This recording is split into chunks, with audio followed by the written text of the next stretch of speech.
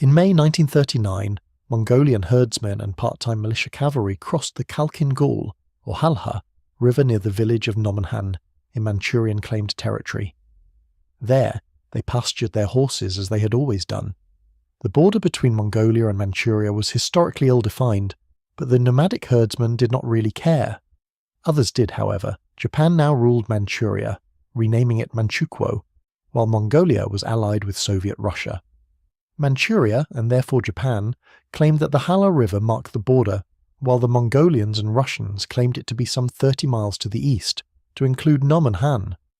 The Russians called the river, and the battle to come, the Khalkhin-Gol. The age-old traditional grazing of Mongol horses here in 1939 constituted an intolerable border incursion that brought the Soviet Union and Japan to the brink of all-out war. This was the continuation of a long and bitter rivalry between the two nations. Since the first contacts between the two in the fish-rich, frigid waters north of Japan, there had been mutual distrust and animosity. Early in the 20th century, the two nations had come to blows over Chinese trading rights, and fought the brutal Russo-Japanese War that ended in 1905, with the humiliation of Tsarist Russia by land and sea. Suddenly, Japan had become a world power. At the close of 1917, in the midst of the communist revolution that convulsed all of Russia, Japan dispatched over 70,000 troops to Siberia to preserve it from the Bolsheviks. At least, that is what they told the rest of the world. They actually had in mind annexing the resource-rich territory to their burgeoning empire. In Siberia, the Japanese found a fluid and confusing political scene, dominated by ruthless warlords, monarchists, anarchists and terrorists, all vying to be the power in the land. Constantly shifting alliances convinced the interlopers of the weakness and hopeless divisions among the Russian people. The Japanese and the Western countries quit Russia by 1922, when it was clear that the communists were victors in the Civil War. No love was lost between Japan and the new Soviet government. In 1931, the Japanese invaded Manchuria and found themselves with a 3,000-mile common, but loosely defined, border with their most implacable foe. In 1936 alone, the Soviets recorded 33 border incidents along their new and uncomfortable frontier. These incidents quickly escalated to include artillery, tanks, and airplanes. In that same year, the Soviets made a mutual assistance pact with Outer Mongolia and moved troops into friendly Mongolian territory. In 1938, the Russians occupied Chankofeng Hill near the mouth of the Amur River, at Lake Kasana on the border with Japanese-occupied Korea. The Japanese felt that the Soviets had violated border agreements and, after protesting through diplomatic channels, sent forces to dislodge the aggressors. Japanese battle doctrine dictated a night attack. The unexpected assault in the dark, which culminated in hand-to-hand combat, drove the Russians from the contested hill. For 12 days, the Japanese dug in and withstood fierce artillery and air bombardment, taking severe casualties in the process. The Russians were slow and uncoordinated in their response, but in the end, the superior numbers and firepower of the Soviet forces won possession of the hill. The bitter little conflict at Lake Khasan cost both sides a total of 2,500 casualties. Each took away different lessons. The Russians viewed the battle as a sign of their weakness following Stalin's purges. What was needed was greater defense in depth and a more coordinated response of its forces. The Japanese knew that they could not match the industrial output of the Russians or the other European powers. They had to rely on the strength of their infantry, perhaps the finest in the world. That meant massed night attacks to neutralize the Russian advantages of artillery and armor. By this method, they could engage in hand-to-hand combat with the enemy, defeat him, and claim victory by daybreak, as they did at Lake Khasan. The superior warrior spirit of the ordinary Japanese soldier would sweep the field. Japanese infantry training placed emphasis on this noble doctrine, despite the lessons of World War I in the blood-soaked trenches of Europe. This fighting doctrine was confirmed by Japanese experience in China, where time after time they would be confronted by vastly superior numbers of Chinese soldiers. The discipline and resolve of the Japanese soldiers brought the empire victory after victory over impossible odds. The incident near the village of Nomonhan would bring a different lesson. When Manchurian border guards spotted the Mongolian cavalry grazing horses on their side of the river, they sent a squad to chase them away. The Mongols fled before them, but returned a few days later in greater numbers and more heavily armed. Japanese scouting revealed the presence of field cannon and signs of digging in. The Mongols now outmatched the Manchurians, who called upon their Japanese masters for help. On May 14th, a Japanese patrol of 220 men led by Lieutenant Colonel Azuma Yaozo easily dislodged the Mongols, who fled before them, refusing battle. The Mongolians, in their turn, called upon their protectors, the Russians. Both sides began bringing up their forces to the new front. Japanese aerial reconnaissance observed the Russians and Mongolians bringing in artillery and tanks while digging in on the east bank. They would have to be taught a lesson. The Japanese were supremely confident. They had been victorious in battle ever since Commodore Matthew C. Perry, and a powerful US fleet had visited Tokyo Bay in 1853, opening Japan to the west and releasing them from their centuries-old self-isolation. The Japanese army brought up its own armoured cars, tanks and airplanes for tactical support. However, most of Japan's military strength was already committed to the ongoing fighting in China. In Tokyo, military and civilian leaders fretted about taking on another enemy, a second front at the same time. The emperor especially was known to oppose a war with Russia. The Japanese army in Manchuria, known as the Kwangtung Army, was a law unto itself, independent of Tokyo military planners. They fostered a hatred of Russia, encouraged by their one-time commander, Lieutenant General Hideki Tojo. Tojo had already fought the Russians briefly in the Russo-Japanese War, as did his father, who had been a general in that war. In 1935, Tojo was sent to Manchuria as the head of a secret police unit, which he used to gain control of the Kwangtung Army. In late 1936, he was appointed to head that army, a post he filled for 14 months.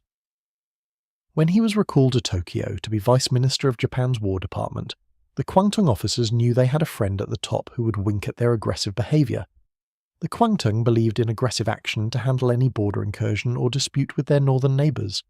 They were acting on their own and dragging Tokyo not altogether unwillingly along with them. The Russians, for their part, had not been sleeping since the revolution. They had reorganised their armies and begun the process of industrialisation and mechanisation.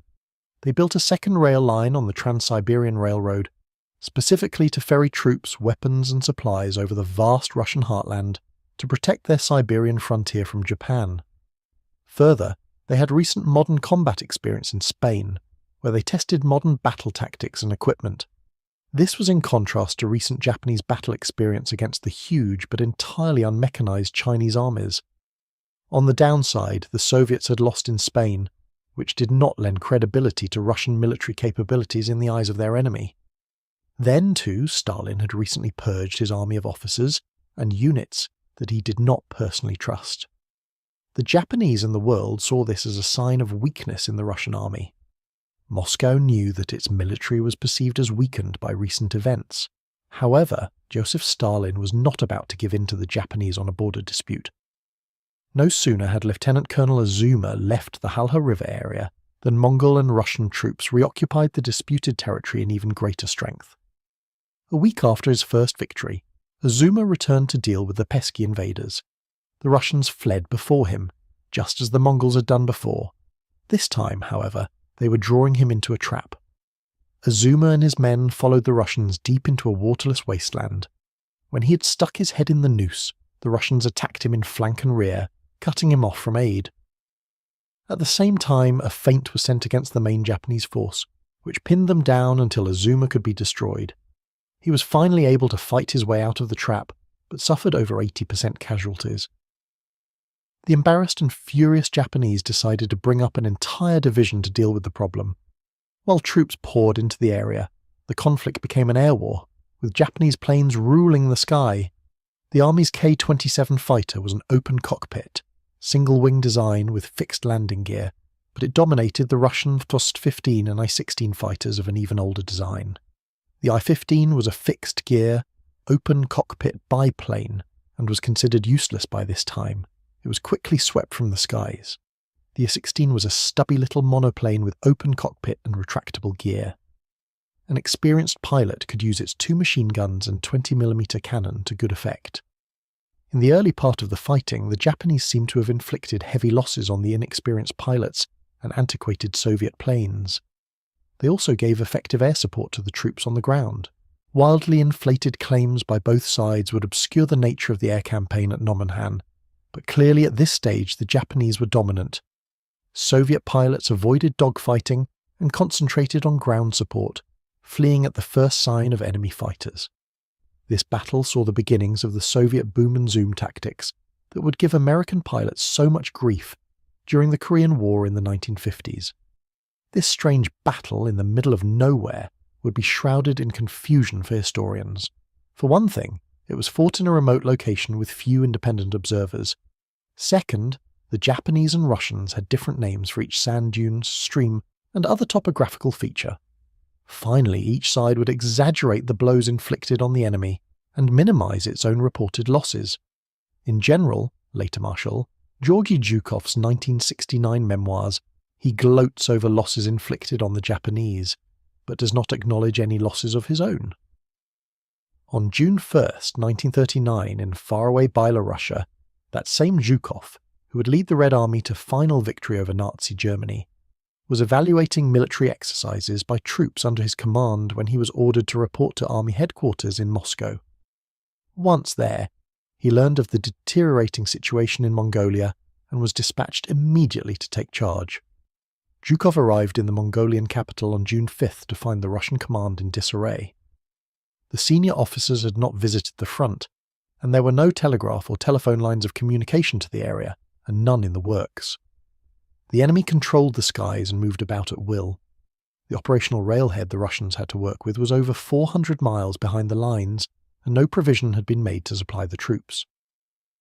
The new commanding general rushed to the front to see the situation for himself. What he found was a vast, treeless landscape, with undulating sand dunes but no distinguishing features. Some scrub grass grew on the shapeless dunes of the east bank, and there were a few eucalyptus trees south of the Holsted River. The Holsted was a mere stream, and except for rainwater, was the only source of reliable local drinking water. The Holsted flowed into the Salin-Halha River from the east. The terrain rose more abruptly on the west bank of the Halha, giving the Russians an unobstructed view of enemy activity on the east bank. There would be no place for the Japanese to hide from watchful artillery spotters and snipers. The two intersecting rivers, swollen from seasonal rains, had muddy banks, which would hinder motor transport. Only unimproved dirt roads ambled through the area, and these were frequently and easily covered by sandstorms or mired with mud. The temperature was brutally hot during the day and numbingly cold at night. During the long battle, it often rained at night, adding to the misery of the soaking wet, mud-encrusted, mosquito-bitten soldiers of both sides. Only the fact that the rains delivered a little fresh water made them bearable. The contested area contained no strategic importance, no natural resources or tactical advantage for the owner. It consisted of little more than scrub grass for grazing horses and flocks. Yet battles are fought in obscure locations for obscure reasons, and this one was no exception. Zhukov was convinced that Nomonhan was only the beginning of Japanese ambitions. He believed that they had designs on Mongolia and all of Soviet Siberia east of Lake Baikal. The Japanese had already proven that in 1917, and the Soviets at this time were the most paranoid people on Earth. Zhukov reported his assessment to Moscow along with his belief that he would need 3 infantry divisions, a tank brigade, artillery batteries, and airplanes. Stalin agreed, and reinforcements were quickly dispatched for the long journey on the Trans-Siberian Railroad. The planes arrived first, along with veteran pilots of the Spanish Civil War, many of them designated heroes of the Soviet Union. They soon made their presence felt, and on June 22nd got the best of a Japanese bomber strike force. The Russians claimed 64 Japanese planes, shot down in dogfights between the 22nd and the 26th, while admitting no losses. The Japanese made equally victorious claims for their pilots. For the month of July, Japanese pilots would claim 134 air victories with the loss of only 14 of their own planes. For the same month, the Russians would claim a 4-to-1 victory ratio. In any event, the addition of battle-hardened Russian pilots ended the Japanese domination of the skies, and dogfighting resumed as the Russians put up a real fight. There were interested bystanders to this remote air war. In China, American observer Claire Chennault, who would soon command the famous Flying Tigers, followed the action in the air with great interest. determining successful tactics against Japanese fighter planes was job one for the little band of expatriate American flyers. On July 1st, the Japanese launched a night offensive against Russian and Mongolian units on the east and west banks of the Halha River. Backed by 73 tanks, the Japanese soon took some of the high ground on the east bank of the river. At the same time, they threw a pontoon bridge across the river to pursue the Russian reserves and artillery batteries on the west bank. All this was accomplished before morning. With the light, the situation began to change. General Zhukov, fearing that his artillery would be overrun, committed his tanks and armoured cars to the attack. They would be unsupported by infantry because most of the troops requested from Moscow had not yet arrived. Zhukov had commanded a tank regiment early in his career and had a good grasp of the new weapons' capabilities. In World War I, the fledgling tank was used in support of infantry. A few tanks were allotted to each unit to lead an assault, clearing the way and using their guns in support of an infantry advance. Zhukov believed that the tank could form the basis of its own assault group, acting independently without being slowed by a plodding infantry. A tank brigade might punch huge holes in the enemy lines and wreak havoc in his rear. This had been tried in Spain without success, because Russian tanks were of inferior quality and easily knocked out. Still, Zhukov believed in the strategy, and now it was forced upon him. About 186 tanks and 250 armoured cars, Zhukov estimated 150 each, slammed into the Japanese flanks and drove them back to the river. The fighting was furious. Japanese infantrymen, without tank or artillery support, found that they could knock out gasoline-powered tanks and armoured cars with Molotov cocktails, mines and 37mm field guns. About 120 vehicles were destroyed in this way, but the Japanese soldiers, who had to get up close to deliver an attack, took heavy casualties. It took 3 days to throw the Japanese back across the river. The tank assault was not the blitzkrieg Zhukov had hoped. It rained at night, miring the vehicles in mud and giving the Japanese the coveted darkness to hide behind for their brave personal assaults. The single Japanese pontoon bridge across the Halha, under constant artillery bombardment, could not keep up with the resupply needs of the army, and all the other available bridges had long ago been sent to China. Japanese losses against superior firepower were unsustainable, and they were forced to abandon the west bank of the river. When the Japanese retreated across the Halha, some men panicked and drowned in the rain-swollen river. On the east side, things were no better. Soviet resistance stiffened after the initial Japanese assault. The attacking troops came within range of deadly Russian artillery fire from the west bank. Despite the loss of over half their tanks, the Japanese could not push the Soviets off their defensive position. The Russians clung tenaciously to a semicircular line, anchored on a large sand dune in the centre. They were dug in along a position that stretched from the Halha River on the left to the Halstead on the right. The river's confluence was the rear of the Russian position. It was here that they had constructed their own bridge, and it had to be held at all cost. The Japanese spent 2 weeks trying again and again to force the Russians out of their positions on the east bank. By now, superior numbers of Russian reinforcements were making themselves felt. Counterattacks cost the Red Army hundreds of lives, but political officers stiffened their resolve by shooting shirkers. The Japanese were superior hand-to-hand fighters, and the Russians learned to avoid bayonet fighting, and the officers deadly samurai swords whenever possible. On the other hand, the Japanese had no answer to Russian artillery bombardment, and had to endure it for days at a time. Failing to dislodge the enemy from the east side of the river, the Japanese hid as best they could behind their sand dunes. They hastily dug into the sandy soil, using the wooden slats of ammunition boxes to shore up the walls of their foxholes and trenches. The resulting stalemate led to artillery duels, with both sides continuing to bring in fresh resources. In all, the Russians were able to put about 100 guns into action against 80 for the Japanese. The Russians enjoyed the higher caliber guns and could easily outrange the Japanese much of the time. Stocks of Russian artillery shells were in abundance, while the Japanese had to ration their ammunition. The only consolation for the Japanese was that many of the Russian shells were duds. The battlefield soon became littered with dangerous unexploded ordnance. On July 23rd, the Japanese renewed their offensive with another classic night attack. They fired a reported 25,000 artillery rounds in support of the assault, but Russian counterfire was even greater. In an effort to flank the Russian position, the Japanese sent troops south of the Halstead River to extend the front. The attackers made some gains, but paid for it with 5,000 casualties. The Russians were also bleeding profusely, but did not release casualty figures. In support of the offensive, the Japanese conducted airstrikes against Russian airfields. Some of these seem to have been in Siberia and threatened to broaden the conflict. From Tokyo, the emperor himself issued a condemnation of the air action. The two sides settled into a stalemate along a 15-kilometre front on both sides of the Holston River, which became tactically important for its potable water. During the next month, the two sides came up to their full strength. The Japanese fielded 30,000 men. Zhukov claimed they had 75,000, while the Russians were able to bring up over 70,000. The Japanese got few new tanks or armoured cars, while Zhukov secretly assembled 500 and 350 respectively. The new tanks were fueled by diesel rather than gasoline like the earlier Russian models on the battlefield. This improvement made them more difficult targets for Molotov cocktails. The famed T-34 tank that would do so much damage to the Germans was not yet available. It was a logistics miracle typical of Zhukov. Although he was over 400 miles away from the nearest railhead, he was able to bring up overwhelming reinforcements and supplies. At the end of World War II, Joseph Stalin would say, "Zhukov is my George B. McClellan, Lincoln's Civil War general. Like McClellan, he always wants more men, more cannon, more guns.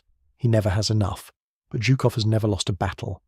General Zhukov's overestimation of the enemy forces in front of him certainly bears out the comparison to McClellan.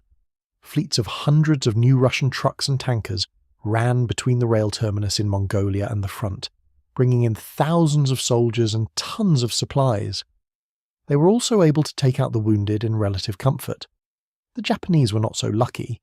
Even though they had a shorter distance to transport men and supplies from the nearest railroad, they did not have the motor pool to draw upon.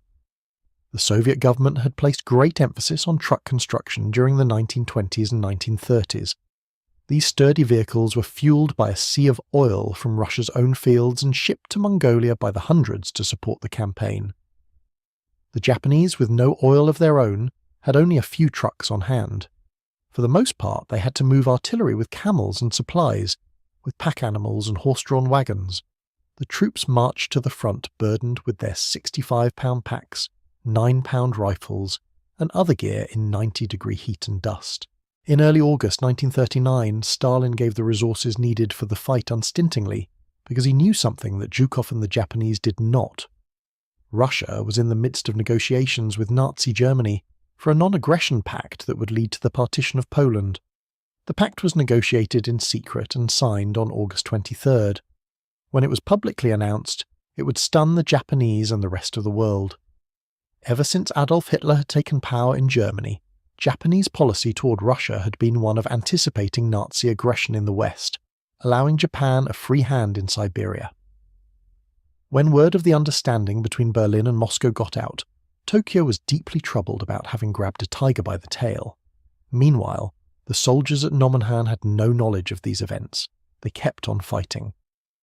Through the first week of August, Zhukov secretly amassed his men and material, while sending out probing patrols and even brigade-sized feints to keep the enemy off balance. For their part, the Japanese were proud of themselves for a stout defence against these relentless attacks. As far as they were concerned, they were repelling the enemy's best efforts. To hide their growing strength, the Russians employed the stealth and guile for which Zhukov would later become famous. The newly arrived tanks moved only at night behind a sound screen of noisy trucks whose mufflers had been removed. The entire Russian side was awash in noise day and night. Loudspeakers were used to broadcast fake construction noises, while planes flew constant strafing and bombing runs. Soviet troops were issued leaflets explaining how to prepare for defensive, not offensive, fighting. For 2 weeks, the Japanese troops on the ground heard lots of engines and construction coming from the Russian lines but could not make out what it meant. Meanwhile, the skies were often overcast in the morning, making air reconnaissance difficult. Even when Japanese spotter planes could see what the Russians were doing, they had no cameras to record an accurate estimation of the enemy's strength and movements. To make matters worse, Japanese commanders put little faith in what the flyers told them. One myopic quality of the Japanese in battle was to underestimate the enemy and his capabilities. They did not see how the Russians could move vast numbers of men and thousands of tons of supplies over such a great distance and with such speed. The frightened and miserable Japanese troops on the ground marveled at the sustained artillery bombardment they had to endure and the sheer volume of shells thrown against them in their shallow trenches.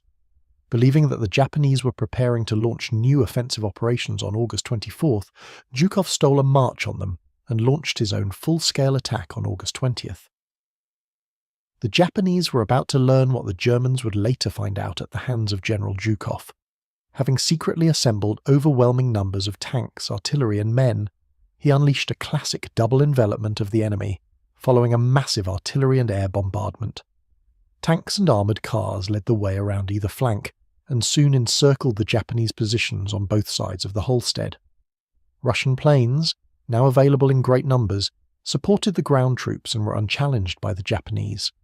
Since the Emperor's censure of the air attacks against Siberia, few new planes were forthcoming to the Kwangtung. The troops on the ground mourned their absence. The Russian artillery barrages had cut Japanese phone lines early in the battle, leaving individual garrisons isolated and vulnerable. The encircled Japanese soon exhausted their ammunition, as each Russian bombardment was followed by a tank and infantry assault that wore down the defenders. Russian losses mounted as their assaults were repulsed by Japanese sword and bayonet time after time, until the defenders, weakened by the unrelenting pressure, mounting casualties, and lack of supplies and reinforcements, either died or slipped away in confused attempts to escape. The Japanese forces outside the Russian circle tried to break the Red Army envelopment, but were repulsed by the wide-ranging tanks. The Japanese would later cite many cases of heroism during the 4 days they withstood this onslaught, but in the end they were overcome by the weight of numbers and material, a foretaste of what they would soon experience in the Pacific.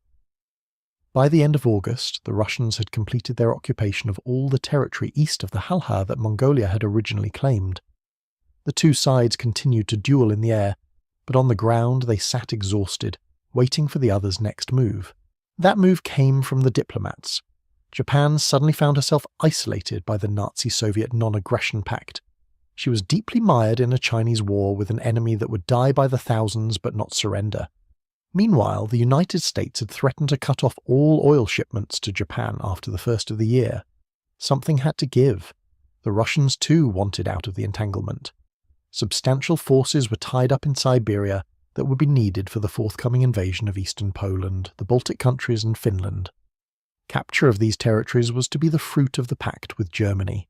A peace treaty was soon signed, freeing Russia for action in the West and Japan for action in the Pacific. The Battle of Nomonhan, which produced the largest tank battle since World War I and cost both sides a total of 50,000 to 60,000 casualties, was dwarfed by the carnage that would soon overtake the world. The savage and bloody battles fought on the banks of an obscure Mongolian river would be reduced to the status of an incident.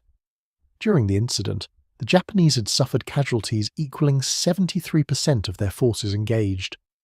In the Russo-Japanese conflict, the casualties had been no more than 20%. Something was wrong, but Tokyo and the Kwangtung were eager to hide the true facts from the people and each other. During the brutal years to come, the ordinary Japanese soldier would again and again throw away his life in wasted night attacks against an enemy possessing vastly superior firepower. For the survivors of this obscure little war, the future was not bright. The Soviet Siberian army would try in vain to stem the German attacks of 1941. Thousands of the veterans of Nomonhan would be killed or captured. Few would survive the war. The Japanese soldiers of the Kwangtung would be sent to face the Americans at Guadalcanal and on other islands, and few would survive. In China, Claire Chennault and his Flying Tigers would soon use the lessons of the air war to vex Japanese pilots.